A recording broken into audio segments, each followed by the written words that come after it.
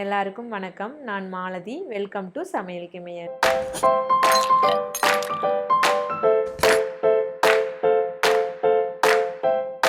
YouTube, restaurant எங்கே போனாலும் Japan chicken சொல்கிறாங்களா? ஸோ இன்றைக்கி நம்ம அந்த ஜப்பான் சிக்கனில் என்ன தான் இருக்குதுன்னு டேஸ்ட் பண்ணி பார்க்க போகிறோம்.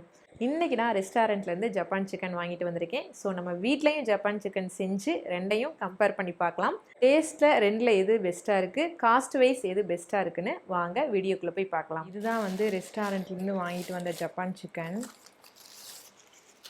இதோட பில் எவ்வளோன்னு பார்த்தீங்கன்னா 300 ருபீஸ். பார்த்துக்குங்க, இந்த சின்ன பாக்ஸ் தான் 300 ருபீஸ் கொடுத்துருக்காங்க. இதை வந்து பிரித்து பார்க்கலாம் இப்படி தான் இருக்குன்னு.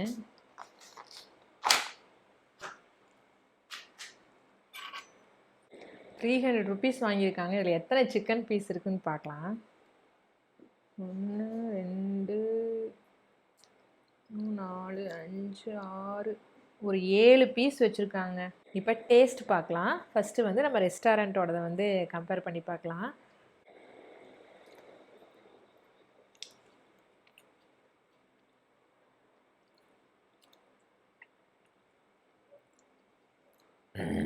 க்ரீமோட சரி சாப்பிட்டு பார்க்கலாம்.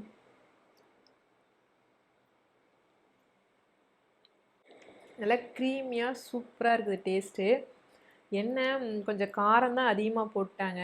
ஆக்சுவலாக காரம் சாப்பிட்றவங்களுக்கு இது ஓகே, காரம் சாப்பிடாதவங்களுக்கு கொஞ்சம் அதிகமாக தெரியும். இந்த சிக்கனுக்கு காரம் அதிகமாக இருந்தால் தான் நல்லாயிருக்கும். ஏன்னா க்ரீமியாக இருக்குது, அதனால கொஞ்சம் ஸ்பைஸியாக இருந்தால் ரொம்பவே டேஸ்ட்டாக இருக்கும். ஸோ அதுதான் கரெக்டாக போட்டிருக்காங்க ரெஸ்டாரண்ட்டில். சூப்பராக இருக்குது. ஸோ நெக்ஸ்ட்டு நம்ம எப்படி செஞ்சுருக்கோன்னு பார்க்கலாம். இப்போ நான் செஞ்சதில் க்ரீமியாக இல்லை, கொஞ்சம் ட்ரை ஆயிடுச்சு. ஏன்னா இதை ஃபஸ்ட் டைம் செய்கிறப்ப க்ரீமியாக தான் இருந்துச்சு. ஆறினோடனே அது ட்ரை ஆயிடுச்சு. இன்னொரு டைம் நெக்ஸ்ட் டைம் கரெக்ட் பண்ணிக்கலாம். இப்போ இதை சாப்பிட்டு பார்க்கலாமா?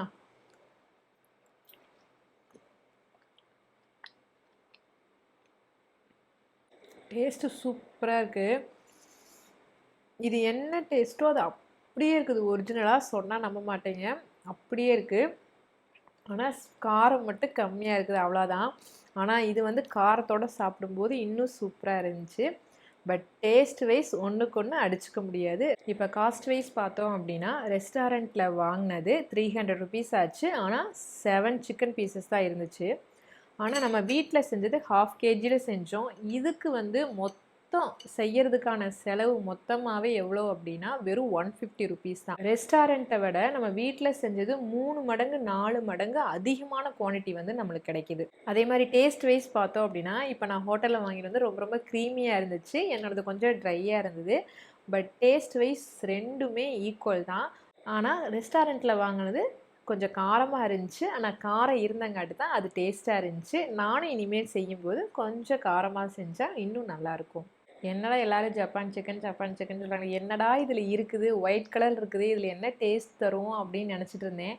ஆனால் இது இன்றைக்கி தான் செய்கிறதுக்கு வாய்ப்பு கிடச்சிது. கண்டிப்பாக வீட்டில் நீங்கள் எந்த டிஷ்ஷை திரும்ப திரும்ப செஞ்சு பார்க்கணுன்னு நினைக்கிறீங்களோ இல்லையோ, கண்டிப்பாக இந்த ஜப்பான் சிக்கனை வந்து கண்டிப்பாக வீட்டில் திரும்ப திரும்ப செய்வீங்க. குழந்தைகளும் கண்டிப்பாக விரும்பி கேட்பாங்க.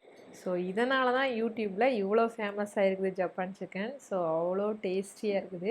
ஜப்பான் சிக்கன் நான் எப்படி செஞ்சேங்கிறத வாங்க வீடியோவில் போய் பார்க்கலாம். அதுக்கு முன்னாடி நம்ம சேனலை மறக்காமல் சப்ஸ்கிரைப் பண்ணிக்கோங்க. உள்ள 3 டேபிள் ஸ்பூன் மைதா, 3 table spoon cornflour, pepper 1/2 table spoon, உப்பு தேவையான அளவு, இஞ்சி பூண்டு பேஸ்ட் 1 டேபிள் ஸ்பூன் எடுத்துக்கிட்டேன். இதை ஃபஸ்ட்டு நல்லா மிக்ஸ் பண்ணிக்கிட்டேன். அதுக்கப்புறம் தேவையான அளவு தண்ணி ஊற்றி இந்த அளவுக்கு மிக்ஸ் பண்ணி வச்சுக்கிட்டேன். இதில் 1/2 கிலோ வாஷ் பண்ணின சிக்கனை போட்டு நல்லா மிக்ஸ் பண்ணி ஒரு 1 மணி நேரம் ஊற வச்சுக்கிட்டேன்.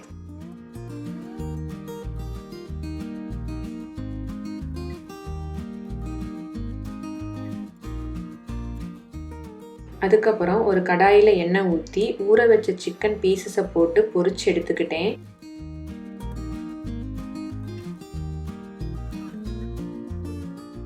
இந்த மாதிரி லைட்டாக கோல்டன் கலர் வரணும். 70 or 80% வெந்தால் போதும், டீப் ஃப்ரை பண்ணக்கூடாது. ஒரு கடாயில் பட்டர் 1 டேபிள் ஸ்பூன் போட்டுக்கிட்டேன். அதில் பொடியாக நறுக்கிய பூண்டு, பச்சை மிளகாய் இதெல்லாம் போட்டுக்கிட்டேன். ஆனியன் வேணுங்கிறவங்க போட்டுக்கலாம். பச்சை மிளகாய் 2 போட்டுக்கிட்டேன்.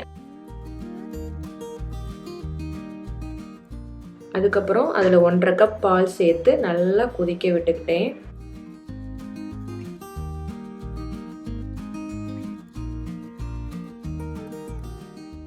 அதில் 1 டேபிள் ஸ்பூன் முந்திரி பவுடர் போட்டு நல்லா கிளறி விட்டுக்கிட்டேன். இப்போ இதில் பொரிச்ச சிக்கன் பீசஸை சேர்த்துக்கிட்டேன். கொஞ்சம் கொஞ்சமாக இப்போ ட்ரை ஆக ஆரம்பிக்குது.